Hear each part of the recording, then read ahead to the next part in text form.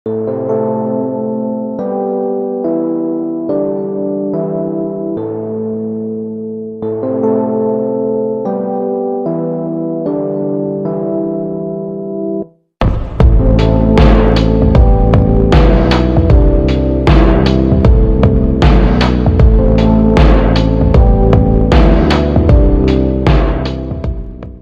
guys, balik lagi di Kausalitas yang Hening. Kali ini kita akan mencoba membahas sebuah sudut pandang atau pemahaman kita mengenai orang lain yang mungkin sangat berguna di era yang sangat amat dipenuhi dengan informasi saat ini, ketika sebuah pengetahuan atau sebut saja informasi mengalir dengan deras, mengalir dengan sangat cepat dari segala penjuru dunia, dan kita dipertemukan dengan sebuah pikiran-pikiran yang terkadang berpotensi menimbulkan sebuah gesekan, dan hal tersebut sangat amat sering terjadi entah di sosial media, entah di kehidupan nyata, dan bertemunya satu pemikiran dengan pemikiran lain yang mungkin dapat menimbulkan sebuah potensi akan sebuah gesekan yang akan berlanjut pada sebuah biasanya pertengkaran atau saling mencari pembenaran, dapat merugikan diri kita sendiri, dapat membuat kita justru menjauh dari kebenaran yang kita cari itu sendiri, karena kita dikuasai emosi dan kita dikuasai oleh keinginan kita bahwa kitalah yang benar. Dan oleh sebab itu akan sangat penting jika kita belajar sebuah hal yang disebut pemahaman akan jalan pikiran orang lain.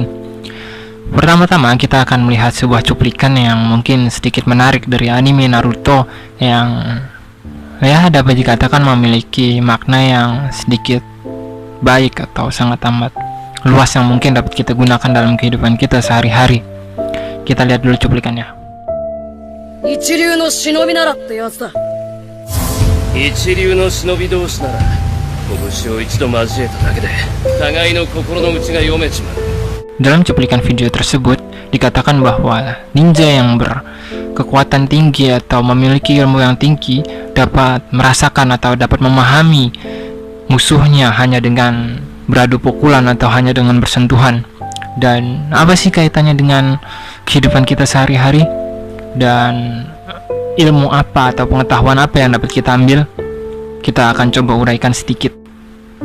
Dimulai dari kata ninja tingkat tinggi, atau jika kita tarik dalam dunia nyata, kita dapat mengatakan bahwa seseorang yang memiliki pengetahuan sangat tinggi. Orang yang memiliki pengetahuan tinggi tentu akan sangat amat mudah memahami lawan bicaranya, dan hal tersebut bukan sebuah hal yang sangat amat mengagetkan, karena memang seharusnya mereka yang memiliki pengetahuan di atas rata-rata sudah dapat memahami jalan pikiran seseorang atau lawan bicaranya. Hal tersebut dikarenakan dirinya sadar bahwa untuk mendapat sebuah pengetahuan, untuk mendapat sebuah ilmu, dirinya melewati sebuah jalan yang sangat amat berliku, dan jalan-jalan tersebut atau pengalaman-pengalaman yang telah dilaluinya tersebutlah yang membentuk pengetahuannya. Semuanya terhubung, semuanya saling berkaitan, dan semuanya membentuk sebuah pengetahuan yang ada di kepalanya saat itu. Dan saat seseorang yang memiliki ilmu yang tinggi sadar akan hal tersebut, maka dirinya juga akan sadar bahwa lawan bicaranya, lawan yang sedang berdiskusi dengannya melakukan hal yang sama, dan hal tersebut sudah dapat dipastikan pengalaman yang membentuk pengetahuan manusia, di mana pengalaman-pengalaman kita menentukan kita belajar apa, pengalaman-pengalaman kita yang kita dapatkan memberikan efek apa dalam hidup kita dan menentukan jalan kita ke arah mana. Hal tersebut menjadi sebuah hal yang mungkin kita semua sudah tahu, dan dari pemahaman bahwa pengalaman adalah pembentuk pengetahuan, kita akan melihat bahwa mengapa seseorang atau sebuah individu atau lawan diskusi kita membawa atau berbicara dari suatu sudut pandang, dan mengapa dia menggunakan sudut pandang tersebut, apa yang membuat dia menggunakan sudut pandang tersebut, dari mana dia dapat sudut pandang tersebut, konteks apa yang dibicarakan, atau hal-hal lain yang berkaitan dengan pembentukan pengetahuan yang dibuat di pengalamannya atau dibentuk di pengalamannya. Dan melalui pemahaman akan pengalaman tersebut, kita akan mengerti bahwa lawan bicara kita berkata seperti ini dikarenakan ini, karena dirinya hidup dalam konteks yang seperti ini, sudut pandangnya diarahkan ke arah ini karena dirinya melihat ini, dan lain-lain.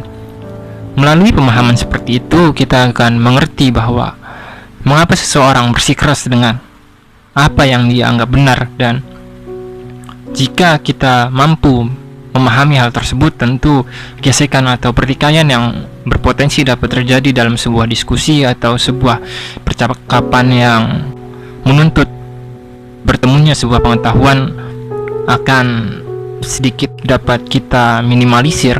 Dan hal tersebut juga membuat kita lebih mudah memahami orang lain, lebih mudah untuk menghargai orang lain, tidak langsung menjudge bahwa orang tersebut bodoh atau menjudge orang tersebut wawasannya pendek atau sudut pandangnya kurang luas. Ya mungkin memang dirinya melihat hal tersebut, pengalaman yang membentuk pengetahuannya menuntut dia untuk melihat ke arah sudut pandang dia saat itu. Dan hal tersebut merupakan sebuah hal yang wajar, karena baik disadari atau tidak, kita pun melakukan hal yang sama. Dan ya, saya kira itu sedikit saja untuk saat ini. Kurang dan lebihnya mohon maaf. Sampai jumpa.